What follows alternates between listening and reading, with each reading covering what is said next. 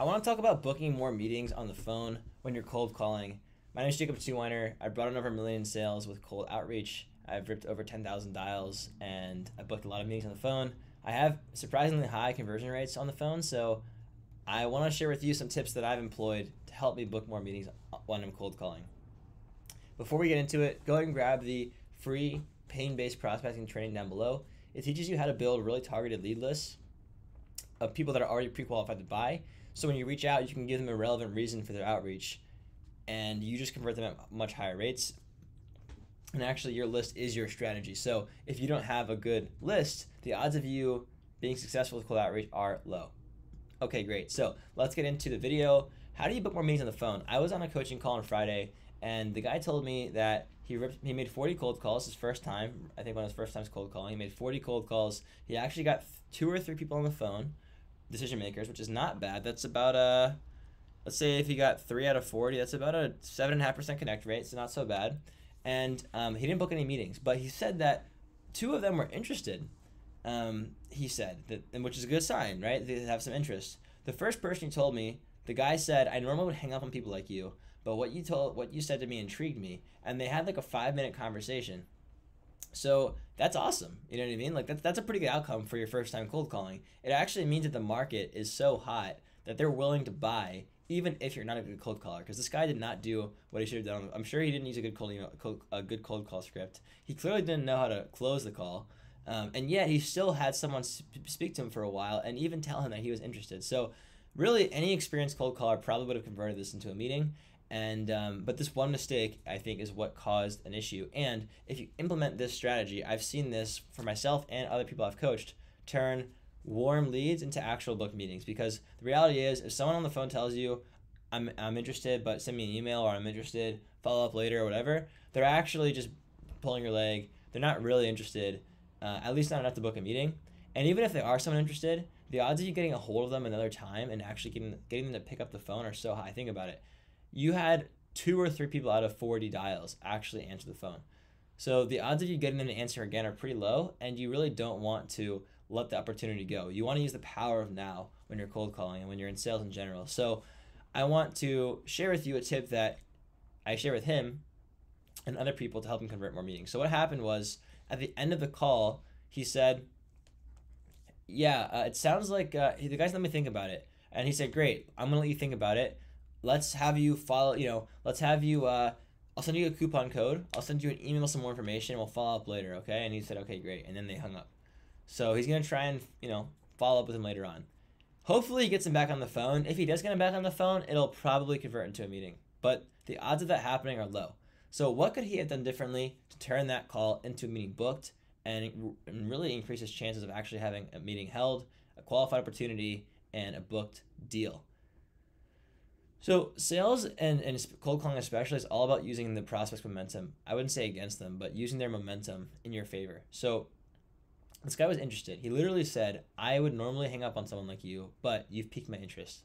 So at the end of the call, when the prospect says, let me think about it, or I think actually in this case, the cold caller said, I think you want to think about it. So he actually is the one who suggested the follow-up, which is actually not a bad move. If you can sense that the person's interested, but they're not totally sold, going for a hard sell may actually turn them off.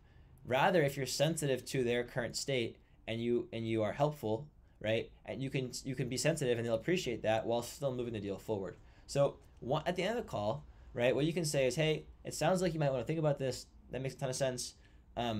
Maybe they even told you to send them an email. So you can say, I'd love to send you an email. I'd love to send you some more information that's helpful for you.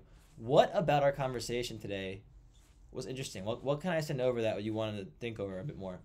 This question is really helpful because it does a few things. One, it tells you if they're actually serious or if they're just blowing you off. If they say, send me an email, and then you say, great, what do you want to see in the email? And they say, just send me an email. They're not actually serious. They're just blowing you off. So on the flip side, if you ask them this question and they say, I was interested in what you mentioned about helping another roofer, close an extra deal a week. I would love to know more about that. That means that they're interested in that. And so now you can tell that they're actually serious. So you've qualified them a bit further. 1. 2, well, now you can actually make your email relevant for them. And 3, you can continue the conversation actually on the call now and go deeper into, oh, that's awesome. What about that interested you? And then, continue the conversation. Oh, interesting. Well, and go deeper and figure out the root cause, because the reason that they're not booking a meeting with you is because they're not convinced enough that you can help them. They don't trust you enough. They don't believe that you're going to help them achieve some sort of outcome.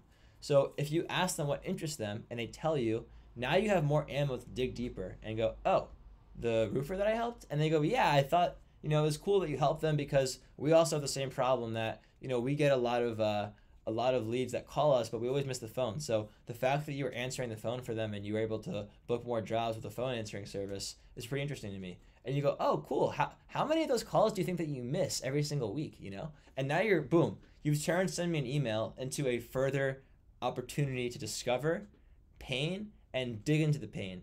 So you went from sending me an email to finding out that they miss like half of their calls, which is like a big problem. And so now you can go, okay, great. I'll send you an email that outlines how we were able to turn all of their missed calls into booked appointments. When do you think you're going to get around to looking at this? They might say, today, after work. You say, great.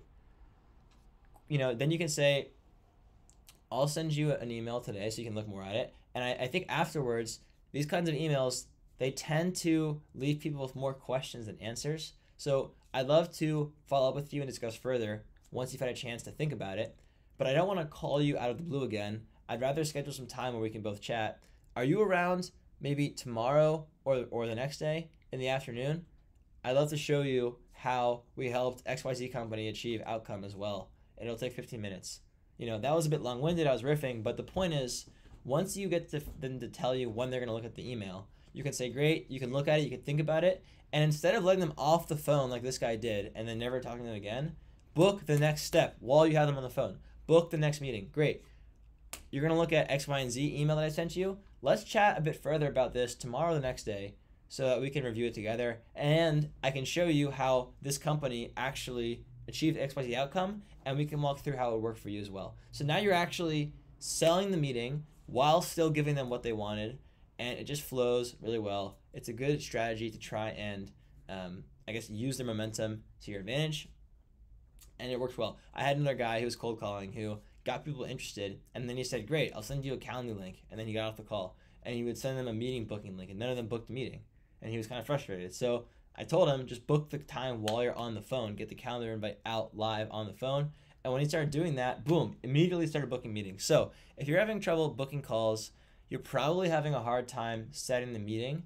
So don't let them off the hook without asking for the meeting. Make the ask and set the appointment. That's my main takeaway for you from this video. I hope you enjoy the video and have a happy new year. Take it easy. Peace.